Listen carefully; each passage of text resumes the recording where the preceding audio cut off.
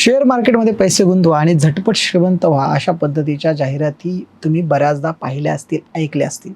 अनेकदा सामान्य माणूस आपल्या आयुष्यभराची कमाई या शेअर मार्केटमध्ये गुंतवतो आणि मग अचानक जर मार्केट खाली गेलं तर त्याला फार मोठं नुकसान होतं. याच नुकसानाला कंटाळून आणि याच शेअर मार्केटमध्ये झालेल्या तोट्याला कंटाळून एका शिक्षकाने स्वतःसह पत्नी आणि मुलांचा जीव घेतलाय. 1,80,80,00,000चं शेअर मार्केटमध्ये झालेलं नुकसान बघून जिल्हा परिषदेत मुख्याध्यापक असलेल्या व्यक्तीनं हे टोकाचं पाऊल उचललंय. काय घडलंय नेमकं बार्शीमध्ये? 1,80,80,00,000 एवढं नुकसान कसं झालं? शेअर मार्केटमुळे एक परिवार, एक पूर्ण कुटुंब कशा पद्धतीने उद्ध्वस्त झालं? पाहूयात व्हिडिओच्या माध्यमातून. नमस्कार, मी आहे अनिकेत. तुम्ही पाहताय न्यूज टापू.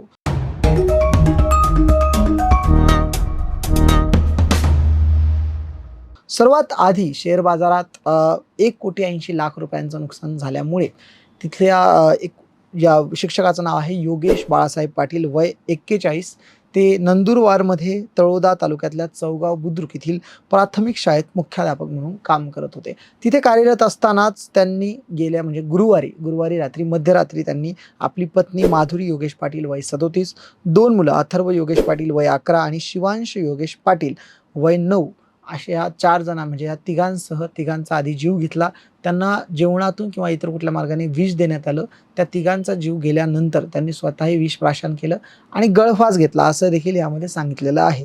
त्यांच्यानंतर ते अगदी सुट्टी होती, उन्हाळ्याच्या सुट्ट्या असल्यामुळे ते बार्शी इथल्या आपल्या मूळ गावी हत्तीज नावाचं जे गाव आहे सोलापूर जिल्ह्यातलं बार्शी तालुक्यातलं, तिथं ते आलेले होते आणि गुरुवारी मध्यरात्री त्यांनी हा जो प्रकार आहे तो केलेला आहे. गुरुवारी त्यांनी आधी आपल्या तिघांचा म्हणजे पत्नी आणि 2 मुलांचा जीव घेतला आणि त्यानंतर स्वतः देखील जीव दिला. शुक्रवारी सकाळी म्हणजे 12 तारखेला सकाळी जेव्हा दूधवाला त्यांच्याकडे आला आणि समोरून त्यांनी दार वाजवलं, कुठलाही प्रतिसाद आला नाही.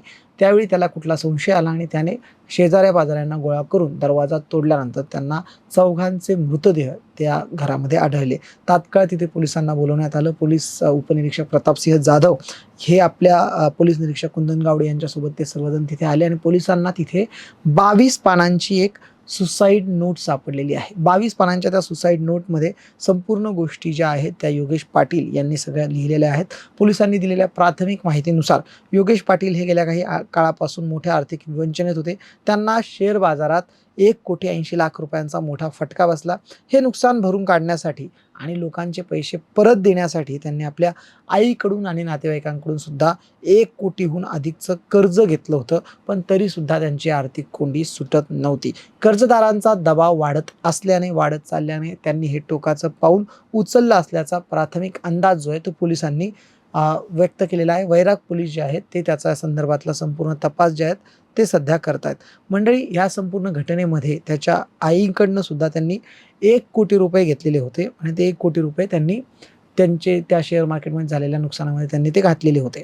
पोलिसांना 22 पानी जे सुसाईड नोट सापडली ज्यात त्यांनी सर्व गोष्टी विस्तारित करून त्या योगेश पाटलांनी लिहिलेल्या आहेत. आपण कुणाकडून किती पैसे घेतले आहेत त्याची सुद्धा विवरण त्यांनी त्यामध्ये केलेलं आहे. आईची त्यांनी माफी मागितली आहे आणि ज्यांचे पैसे त्यांना आता देता आले नाही त्यांची सुद्धा माफी त्यांनी यामध्ये मागितलेली आहे. मंडळी, यात अत्यंत महत्त्वाची गोष्ट म्हणजे अगदी सोमवारी सासरवाडीला धोंड्याचं जेवण करून ते गुरुवारी इकडे आले होते. सोमवारी धोंडे जेवण झालं, सगळं काही व्यवस्थित होतं.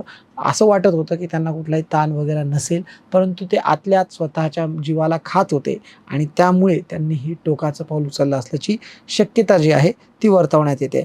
तब्बल 1,80,00,000 एवढा मोठा फटका त्यांना कसा बसला? यामध्ये दुसरे कुठले अँगल आहेत का? त्यांना कोणी शेअर मार्केटमध्ये फसवलंय का? या संदर्भातला संपूर्ण प्रकार जो आहे तो तपास जो आहे तो सध्या पोलीस जे आहेत ते करतात. पोलिसांनी सांगितलंय की यामध्ये अजून वेगवेगळे जे कंगोरे आहेत, वेगवेगळ्या काही गोष्टी आहेत, जबाब काही लोकांचा आम्ही घेणार आहोत आणि त्या माध्यमातून आम्ही पुढचा तपास जो आहे तो करणार आहोत. योगेश पाटील यांच्या 2 मुलं जे होते, अथर्व आणि त्यांचा दुसरा मुलगा शिवांश, या दोघांचाही या घटनेत मृत्यू झालेला आहे. पत्नीचा सुद्धा मृत्यू झालेला आहे. त्यांनी जेवणातून विष घेतलं की त्यांना दुसऱ्या कुठल्या मार्गातनं विष देण्यात आलेलं आहे. या संदर्भात सुद्धा पोलीस तपास सध्या करत आहे. सध्या या घटनेची सविस्तर तपासणी वैराग पोलीस सध्या करत आहेत.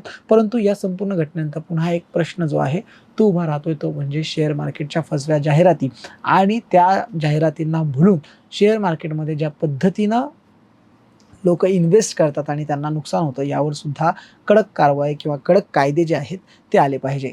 अनेकदा आपण जेव्हा शेअर मार्केटमध्ये गुंतवणूक करायला जातो तेव्हा आपण कुणाच्या मार्फत गुंतवणूक करत आहोत हे सुद्धा आपण तपासले पाहिजे. सेबी संचलित, सेबीकडनं अप्रूव्ह असलेली ती संस्था आहे का? आपण जे ॲप वापरतो आहोत ते ॲप तितकं सुरक्षित आहे का? या सगळ्या गोष्टींची तपासणी करूनच शेअर मार्केटमध्ये पैसा जो आहे तो गुंतवला गेला पाहिजे. अन्यथा जे त्यांच्यासोबत घडलं ते आपल्यासोबत देखील घडू शकतं. सामान्य व्यक्तींनी प्रत्येकदा आपण जेव्हा शेअर मार्केटमध्ये पैसा गुंतवत असतो तेव्हा या सगळ्या गोष्टींचा, बाबींचा विचार करूनच मग त्यामध्ये पैसे गुंतवले पाहिजे. सध्या ज्या पद्धतीने मार्केटची अवस्था आहे, जिथे ज्या पद्धतीने मार्केट खाली वरती होतं आहे, ज्यामध्ये नुकसान होण्याचे चान्सेस जे आहेत ते अनेकदा जास्त असतात. रिस्क फॅक्टर आपण ज्याला म्हणू तो मार्केटमध्ये जास्त असतो. म्हणून जोपर्यंत आपल्याला शेअर मार्केटचे संपूर्ण ज्ञान नसेल किंवा आपल्याकडे अशी एखादी व्यक्ती नसेल की ज्याला संपूर्ण ज्ञान आहे, त्याला ह्या मार्केटच्या संदर्भातली संपूर्ण माहिती आहे, त्या व्यक्तीच्या माध्यमातूनच आपण पैशांची गुंतवणूक केली पाहिजे.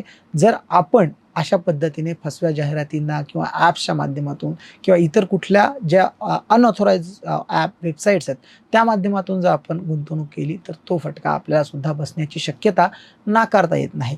शेअर मार्केटमध्ये झालेला लॉस हा 4 जीवांचा म्हणजे 4 जीव घेण्यामागे कारण ठरलेला आहे. त्यामध्ये 3 जण अत्यंत निष्पाप होते. त्यांची या संपूर्ण घटनेत कुठलीही चुकी नव्हती. तरी देखील त्यांना आपला जीव जो आहे तो गमवावा लागला आहे. आता या सगळ्या संपूर्ण घटनेमध्ये नेमकं पोलीस तपासात पुढे काय येतं, त्यांनी कुठल्या अशाच अनऑथराइज वेबसाईट किंवा एका व्यक्तीकडनं त्यांनी गुंतवणूक केली होती का? त्यामुळे त्यांना ते नुकसान झालं आहे का? हे सगळ्या गोष्टी आपल्याला येणाऱ्या काही काळात कळेलच. परंतु तुम्ही देखील इथून पुढे शेअर मार्केटमध्ये जर आपण गुंतवणूक करत असाल तर ती केवळ आणि केवळ ऑथराइज सोर्सच्या माध्यमातून, ऑथराइज मीडियमच्या माध्यमातूनच करावी. जर आपल्याला शेअर मार्केटची संपूर्ण माहिती नसेल, ज्ञान नसेल तर गुंतवणूक करण्यापासून आपण थांबलं पाहिजे. अन्यथा ज्या पद्धतीचा फटका हा अनेकांना बसलाय, ज्या पद्धतीची घटना योगेश पाटलासोबत घडली ती इतर कोणासोबत देखील घडू शकते. तुम्हाला या संपूर्ण प्रकरणाबद्दलच्या प्रतिक्रिया कमेंटच्या माध्यमातून आम्हाला नक्की कळवा आणि न्यूज टापूच्या यूट्यूब चॅनलला सबस्क्राईब करायला विसरू नका. धन्यवाद.